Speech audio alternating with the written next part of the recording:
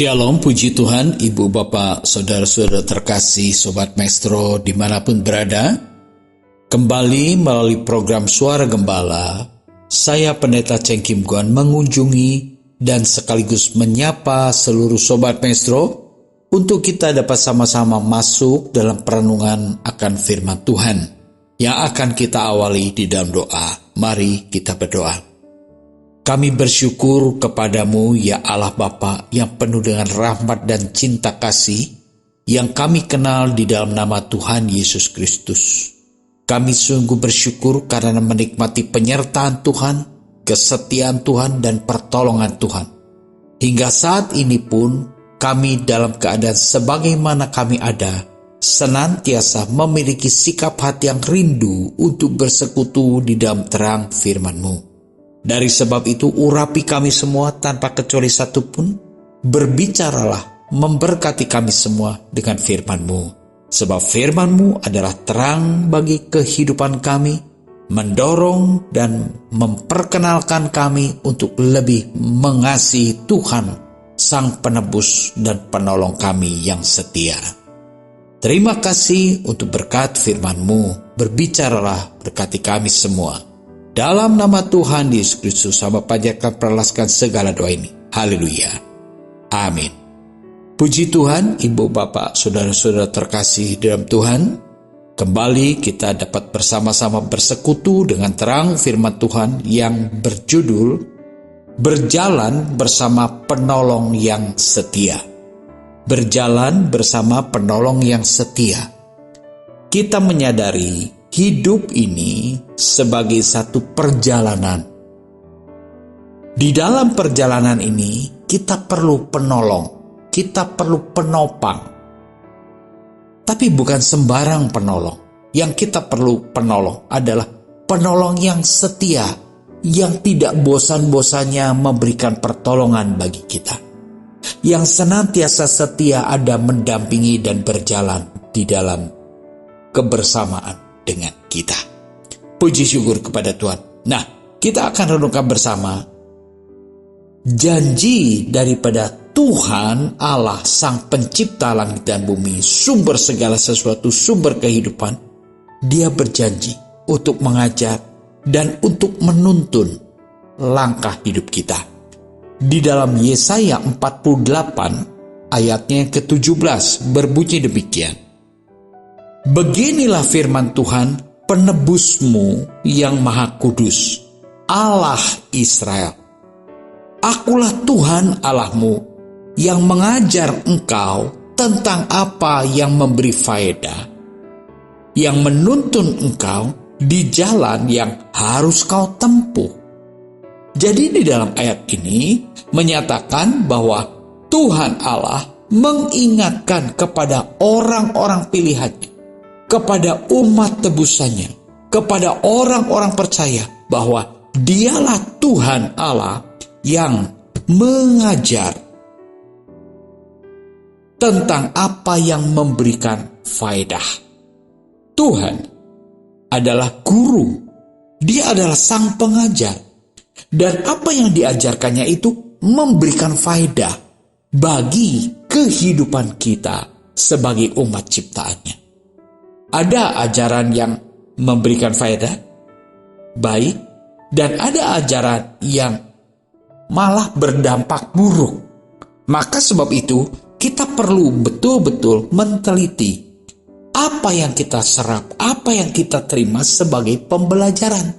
Jangan sampai kita salah di dalam mengikuti satu pembelajaran, di dalam mengikuti satu doktrin, ya, aturan-aturan, ajaran-ajaran. Ya, kita jangan sampai salah. Nah, Tuhan Allah, Sang Pencipta, dia menyatakan bahwa dia adalah pendidik, dia adalah pengajar, dan juga dia menuntun supaya kita berjalan di dalam perjalanan yang harus kita tempuh. Jadi artinya, supaya kita tetap berjalan di dalam tujuan yang tepat, tujuan yang akurat, dan tidak menyimpang bahkan keluar dari tujuan yang baik.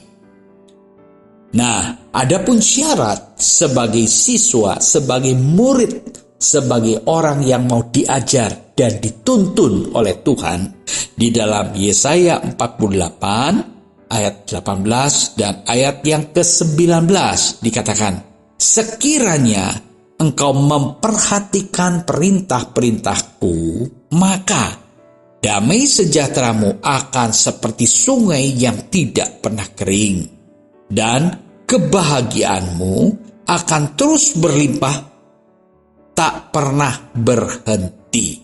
Nah, ini syarat. Kalau kita memperhatikan apa yang Tuhan ajarkan, apa yang Tuhan peringatkan, apa yang Tuhan perintahkan untuk dilakukan, dan apa yang Tuhan larang untuk dijauhi. Kita memperhatikan itu, maka damai sejahtera akan dapat kita nikmati. Puji syukur kepada Tuhan. Di tengah dunia yang penuh dengan gejolak, ketidakpastian, dan penuh dengan tekanan, tantangan, pergumulan, kita orang-orang yang berjalan bersama dengan penolong yang setia akan dapat merasakan damai sejahtera jika kita tetap berpegang, menjadikan perintah-perintahnya, menjadikan firman-Nya sebagai pemandu kehidupan kita, penuntun kehidupan kita. Maka kita dapat menikmati damai sejahtera.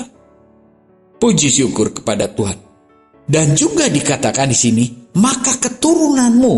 Ini akibat daripada kita memperhatikan apa yang difirmankan, apa yang diperintahkan.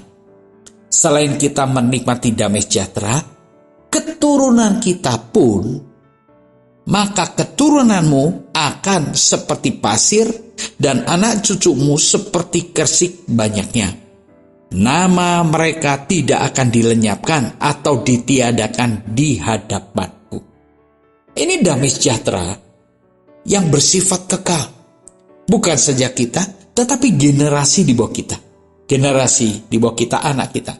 Generasi berikutnya, cucu kita. Anak cucu kita akan menikmati damai sejahtera, bahkan nama mereka tidak akan dilenyapkan di muka bumi. Nama mereka akan diingat. Nama mereka akan menjadi berkat. Nama mereka akan berdampak menjadi contoh. Puji syukur kepada Tuhan. Inilah janji Tuhan kepada orang-orang yang senantiasa setia berjalan dengan Tuhan. Dengan melakukan syaratnya, memperhatikan apa yang difirmankan, apa yang diperintahkan, kita beroleh damai sejahtera dan kita dapat menikmati penyertaannya. Puji syukur kepada Tuhan. Penolong yang setia yang menopang kehidupan kita. Penolong yang menopang. Wow, luar biasa ini ya. Di dalam Yesaya 46 ayatnya yang keempat. Sampai masa tuamu aku tetap dia, dan sampai masa putih rambutmu aku menggendong kamu. Aku telah melakukannya dan mau menanggung kamu terus. Aku mau memikul kamu dan menyelamatkanmu. Ini janji penyertaan Allah yang menciptakan umat manusia. Allah yang menciptakan segala yang hidup dari yang tidak ada menjadi ada. Puji syukur pada Tuhan. Dia berkata, sampai masa tuamu aku tetap dia.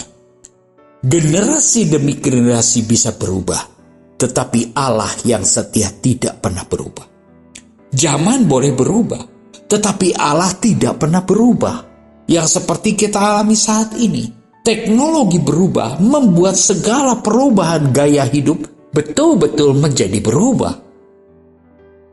Apapun yang sedang terjadi, perubahan apapun yang sedang terjadi, imani, percayai Allah kita, Allah kekal. Dia penguasa dan pengendali segala sesuatu. Dia tidak akan berubah oleh situasi kondisi apapun, sebab dia adalah Allah yang kekal. Sampai masa tuamu aku tetap dia. Puji syukur pada Tuhan. Kita harus tetap tegak lurus dalam iman, pengharapan, dan pengandalan kepada Allah yang setia mendampingi perjalanan hidup kita. Dikatakan juga, sampai putih rambutmu, aku menggendong kamu. Luar biasa, ibu bapak saudara terkasih. Kita yang dulunya rambut masih hitam, dengan kekuatan, dengan semangat, dengan sukacita, kemudaan kita, Tuhan katakan, sampai masa tua, masa depan kita, tetap Tuhan menyertai kita. Tetap Tuhan siap menopang kita. Itulah janji kasih setia Tuhan yang setia menjadi penolong kita. Jadi yang masih muda, yang masih aktif, yang masih sangat produktif, di usia produktif, ya, jangan takut tentang masa depan ketika kita berpegang akan janji penyertaannya. Ketika kita percaya dan mengandalkan Tuhan sebagai penolong yang setia. Dikatakan juga, aku telah melakukannya dan aku mau menanggung kamu terus. Sadari, keberadaan kita saat ini, seperti apapun keadaan kita, sebetulnya kita tetap dalam topangan Tuhan. Kita tetap dalam kemurahan dan pertolongan dari Tuhan. Aku telah melakukannya dan mau menanggung kamu terus. Allah telah melakukan dan berjanji tetap mau, tetap setia menanggung kamu terus. Aku mau memikul kamu dan menyelamatkan, menopang kehidupan kita. Sampai kapan? Sampai kita mengakhiri perjalanan kita hidup di dalam dunia ini. Agar apa? Agar tetap kita hidup dalam anugerah keselamatan dan menyelamatkanmu. Sampai kita mengakhiri hidup dalam dunia ini, meninggalkan dunia ini, dan masuk di dalam keselamatan kekal yang Allah janjikan di dalam penebusan Yesus Kristus. Itulah janji penyertaan Sang Penolong yang setia. Puji syukur pada Tuhan. Bersyukur pada kesempatan ini kita bisa merenungkan bersama-sama. Ada Tuhan Allah yang begitu setia dan berjanji untuk menyertai, untuk menolong, untuk menggendong kita. Mungkin saat ini semangat kita sudah lelah, sudah hilang. Harapan kita sudah sirna karena pergumulan, tantangan, permasalahan besar menghadang di hadapan kita. Mungkin masalah itu dari luar, masalah ekonomi, masalah keluarga, atau juga masalah yang ada di dalam kita, yaitu masalah tentang sakit penyakit yang kita derita. Ya, kelemahan tubuh kita yang sedang kita alami. Jangan sampai itu membuat kita menjadi tawar hati, menjadi hilang hati. Dikatakan di dalam Yesaya 41 ayat yang ke-10. Jangan takut, sebab aku menyertai engkau. Jangan bimbang, sebab aku ini Allahmu. Aku akan meneguhkan, bahkan akan menolong engkau. Aku akan memegang engkau dengan tangan kananku yang membawa kemenangan. Puji syukur kepada Tuhan. Dari sebab itu, dari mulut perkataan Tuhan Allah, Dia mengatakan, jangan takut.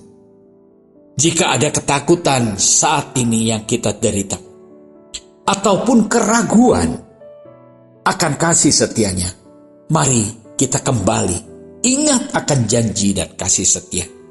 Jangan takut, sebab aku menyertai engkau. Dia Allah Immanuel yang beserta dengan kita. Jangan bimbang, jangan ragu. Mungkin kita anggap pertolongannya lama, mungkin kita anggap pertolongannya terlambat, tetapi jangan kita bimbang. Mari kita teguhkan dalam pengharapan kepada Tuhan Allah kita. Dia yang akan meneguhkan, bahkan akan menolong engkau. Aku akan memegang engkau dengan tangan kananku yang membawa kemenangan. Dengan pertolongan yang kuat, dengan tangan kanan Allah yang kuat, Dia akan menuntun kita mengalami kemenangan demi kemenangan. Hari ke sehari, yang penuh dengan tantangan, yang penuh dengan pergumulan, yang kerap kali mendatangkan kekhawatiran. Dia berjanji menyertai kita, sebab Dia penolong yang setia. Jangan sampai kita takut. Jangan sampai kita hilang harapan. Nah, kita akan lihat ya, pengalaman dari jemaat Tuhan yang saat itu dalam penderitaan, ancaman kekerasan, ya, umat percaya. Ya, kita akan lihat nasihat daripada Rasul Paulus kepada jemaat Tuhan di Roma. Saat itu jemaat Tuhan dalam ketekanan, dalam ketakutan, dalam kebengisan pemerintahan penguasa kerajaan Roma. Mereka dalam ketakutan, tetapi mereka ditantang untuk tetap berpihak dan berpengharapan kepada Tuhan Allah yang setia.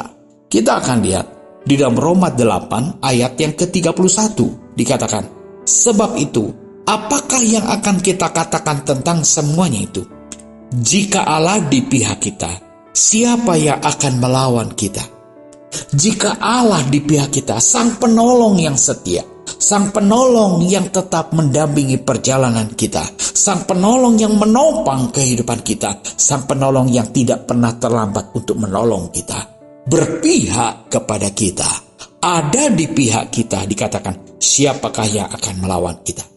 Apa yang menjadi tantangan kita? Pergumulan hidup, ekonomi, rumah tangga, sakit penyakit. Apa yang menjadi tantangan kita? Bawa pergumulan kita, beban di hidup kita ke dalam tangan kasih-Nya. Nyatakan apa pergumulan, nyatakan apa kesusahan. Dia menolong kita. Dia ada di pihak kita. Dia menyertai kita. Dia berjalan bersama dengan kita. Paulus juga meneguhkan kepada jemaat di Roma, di dalam Roma 8 ayat 32 dan ayat yang ke-33. Ia Allah yang tidak menyayangkan anaknya sendiri, Yesus Kristus, tetapi yang menyerahkannya bagi kita. Bagaimanakah mungkin Ia tidak mengaruniakan segala sesuatu kepada kita bersama-sama dengan Dia?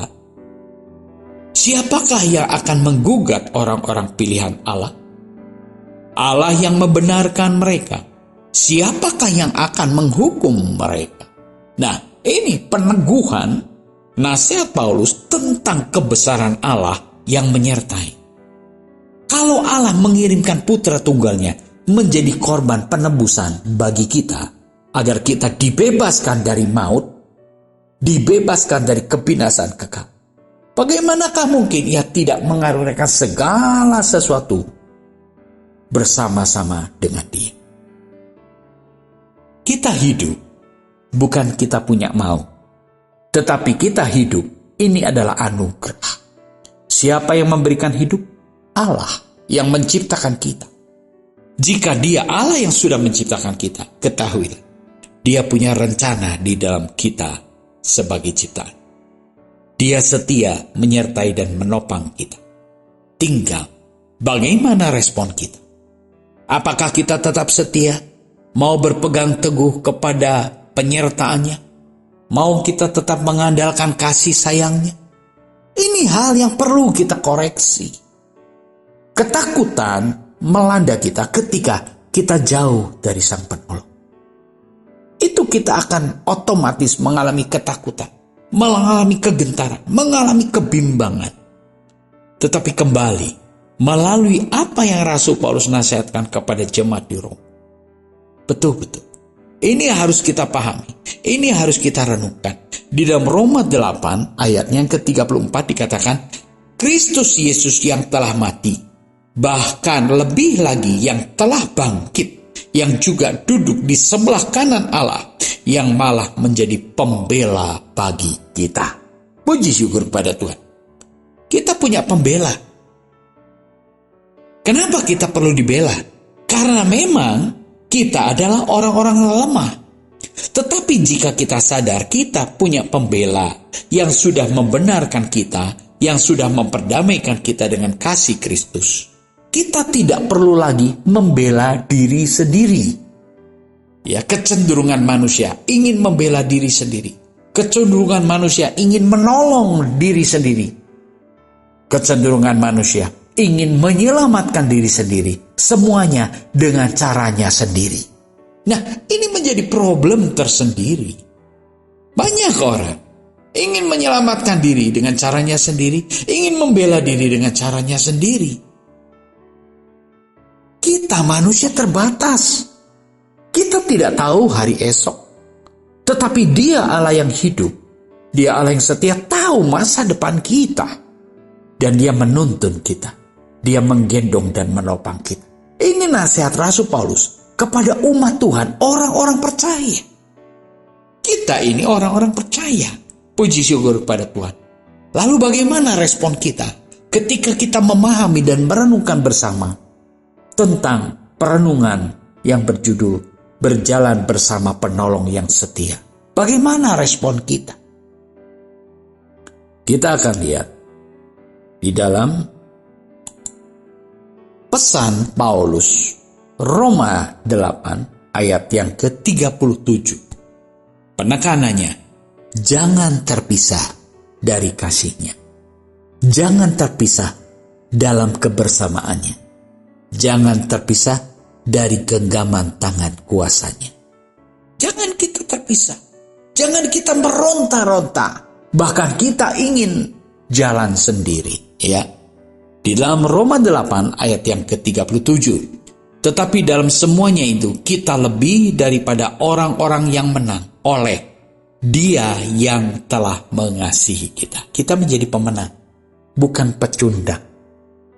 Ketika kita bisa mengalahkan kekhawatiran kita terbebas dengan rasa khawatir.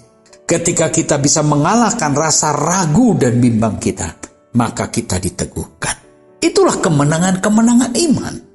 Puji syukur kepada Tuhan. Di dalam Roma 8, 38, 39. Sebab aku yakin, Paulus punya keyakinan seperti ini.